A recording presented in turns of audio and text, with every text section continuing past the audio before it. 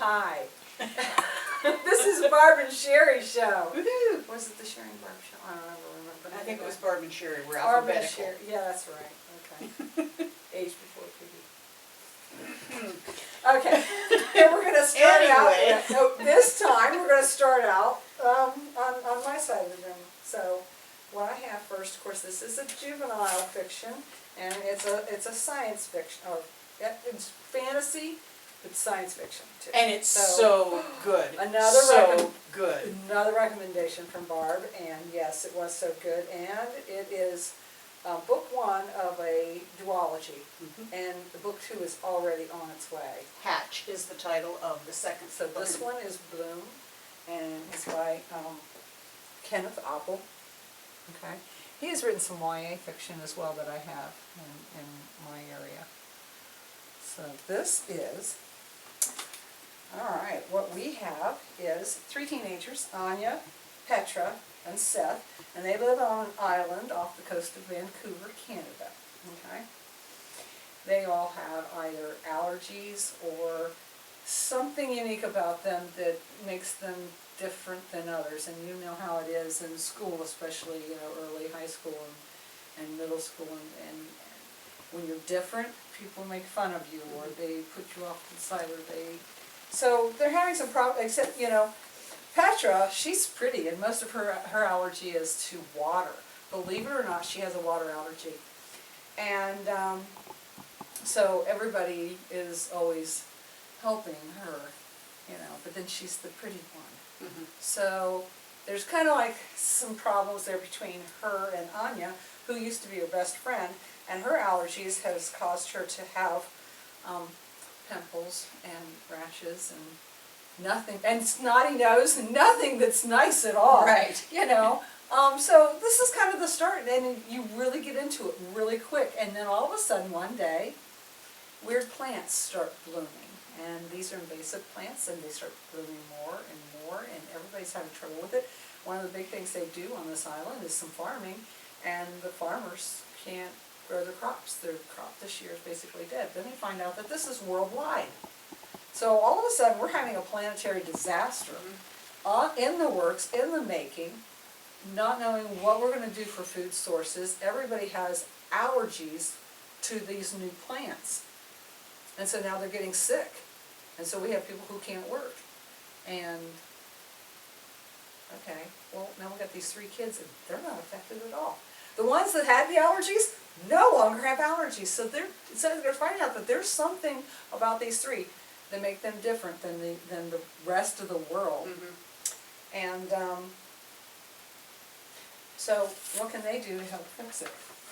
So basically their planet is being taken over, and they're like the only three that are not affected by this stuff. It's quick. It's very quick read. Right. It's fun, but it's adventure. It's action. I mean, you have school stories there and stuff where there's a lot of build up and a lot of it's really very quick. There's not a whole lot of description about areas and places. Oh, the room like this, and they came into the schoolroom and they had blue coats, and this was my teacher. No, this is like almost all action. And so it read really, really fast, and like I said, I can't wait for the second one to come in. And the reason that they are different is surprising for all three of them. We're going to leave that little spoiler as to why these three are kind of connected, and what makes them different than others. So. Yep, Hatch is the sequel to that again. And it's called the series is called Overthrow. The book is called Bloom. So I highly recommend this for a very fast read. Loved it. So the second one I'm going to go over is a graphic novel, and this is called The String Bags by Garth Ennis and P.J. Holden. Okay. And as you can see, it's a war story. All right, now it looks kind of World War I-ish, the biplane and all that. This is a World War II historical fiction. Okay, and I'm going to read you a little quick thing on the back, because I wrote it better than I can say it. Nazi Germany, Imperial Japan, and Fascist Italy began World War II with aircraft that could devastate enemy warships and merchantmen at will. Britain's Royal Navy squadrons went to war equipped with ferry sword ships, ferry swordfish. This is a biplane torpedo bomber in the age of monoplanes. The sword ship was underpowered, undergunned, and an obsolete museum piece. It was an embarrassment. Its crews fully expected to be shot from the skies. Instead, they flew the ancient string bag into legend. So, historical fiction, true stories.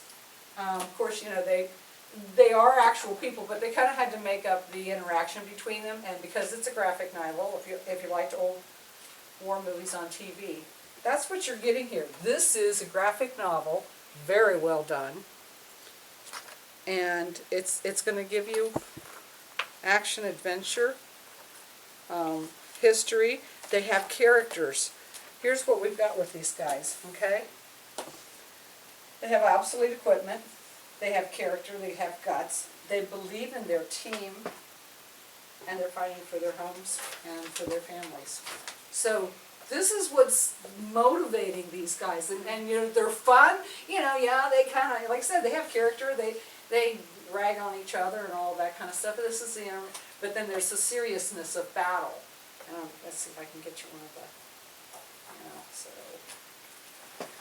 you know, the battle scenes, and this is, so there's some realities of war in there as well. And I seriously think you're really going to enjoy this. And I did. I mean, I read it too. I got it online to begin with to check it out and see whether this was any good.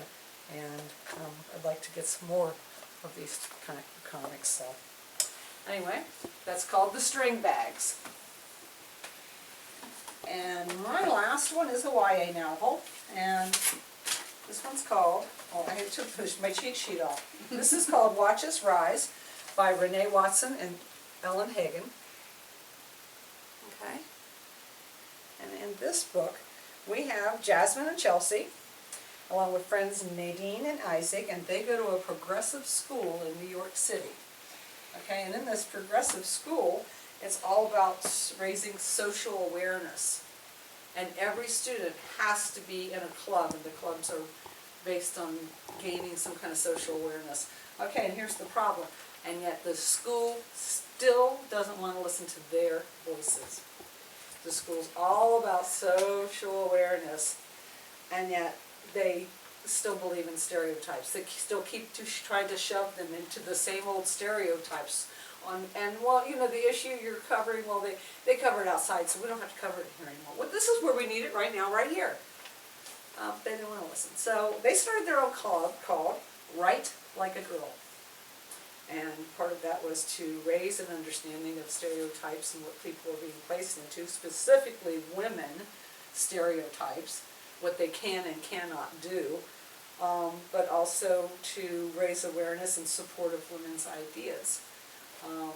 So they do a lot of it with poetry. It's really done very well. They have poetry slams. What they do is they create their club itself, which is just the two of them, is going to be, they write a blog. And their blog is really, you know, aggressive poetry, and it just becomes awesome. And all the other clubs says, oh, no, nice little pictures, and here's the craft we did. And they're really putting it out there, and it's not just the school that's following them now. It's become a larger thing in the city, so they start going to poetry jams. And at some point, of course, the principal has decided that their club is disrupting the school too much. You know, like, you know, I understand you have a voice, but let's not make it so loud. Somebody else will take care of that, and it basically ends up closing down there. Now they did make some mistakes, don't get me wrong. they kind of pushed some limits there, but they really weren't being helped by, you know, their the teacher that was watching over the club. She could have definitely, you know, been there for them a little more in helping to show them the boundaries and where they can go. But anyway, he ended up closing down their club, and this is how they kind of tell you how they fought back, because they weren't going to let it rest. And so it's a really awesome book. Loved it. And I'm going to go girls. Definitely.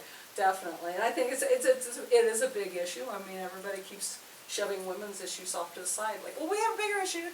You know, we have somebody else we need to talk about. You know, we never finished ours.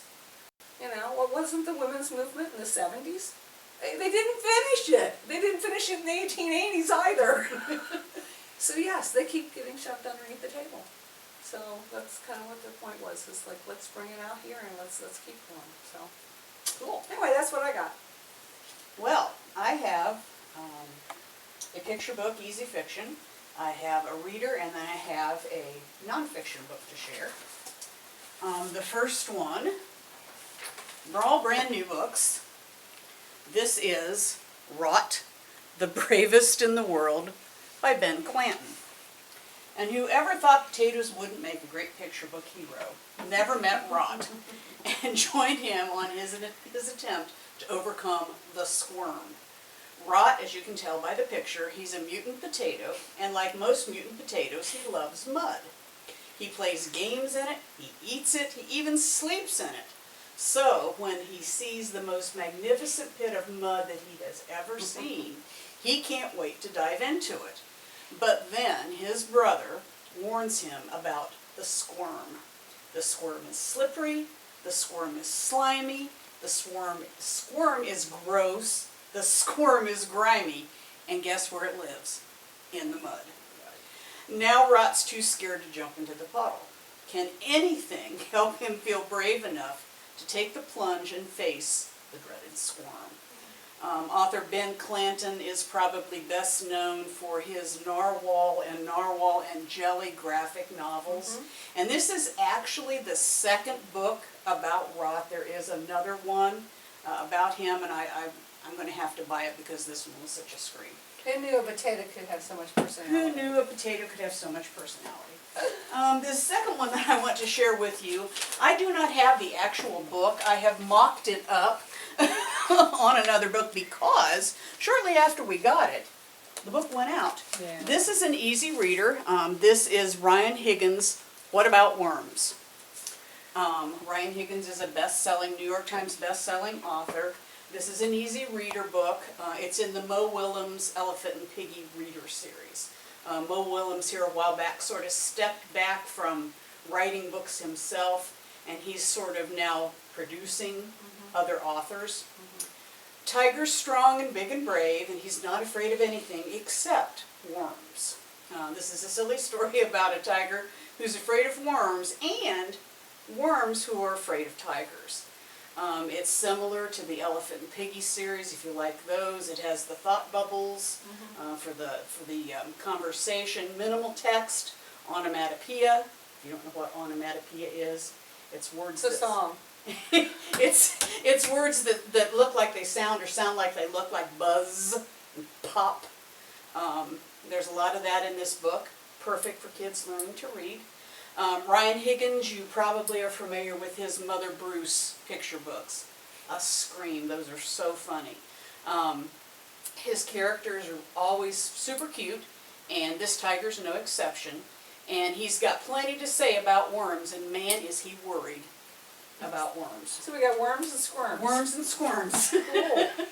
This last one is going to break... And plants that bloom. And plants that, yes, and plants that bloom. This last one is going to break the mold on silly books because it's actually a very serious topic. This book is the 2020 Caldecott winner. The Caldecott's given each year for picture book. It was also, as if it couldn't have been honored enough as a Caldecott, it was a 2020 Newbery Honor book. Newbery is the book of the year that is chosen for the story. It also, again, but wait, there's more, it was the winner of the 2020 Coretta Scott King Illustrator Award. Kwame Alexander is the author of this. Kadir Nelson is the illustrator. You'll know Kwame Alexander from The Crossover, which was a Newbery Award winner. This is an ode to Black American triumph and tribulation. It was originally performed, the book was originally performed for ESPN's The Undefeated, and what The Undefeated is, it's a sports and pop culture website of ESPN. And it's a love letter to black life in the United States. It highlights the unspeakable trauma of slavery, the faith and fire of the civil rights movement, and the passion and perseverance, of some of the world's greatest heroes, Martin Luther King, Gwendolyn Brooks, Langston Hughes, you know, all good names.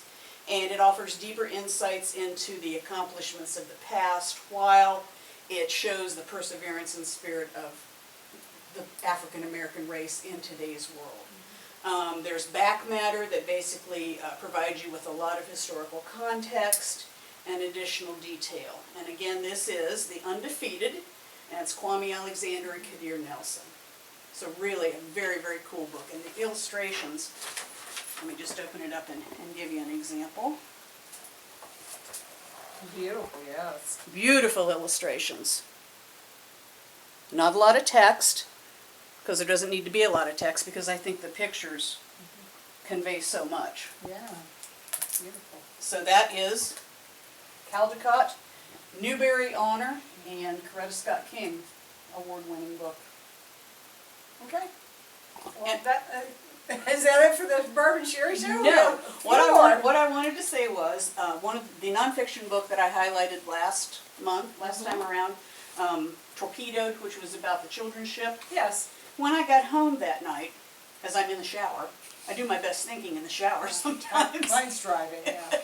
But I thought I could have said, because it was about the children who were sent away from London during the Second World War, that is the story of The Lion, the Witch, and the Wardrobe. If you know the backstory from that. Yeah, they start off with their being sent away, but it was like, why are they being sent away? Because of the war, parents during that time sent their children. It wasn't safe. Right, it wasn't safe, so bombing. they sent them away to live with relatives or wherever, out of the city of London. So that was a historical tie-in that I didn't even think about till I was in the shower later. Okay. Well, we're going to wrap this up with a few things that are coming up. Of course, you know, we will have October grab and goes going on, and we'll be doing a craft also in the teen room. That'll be a grab and go.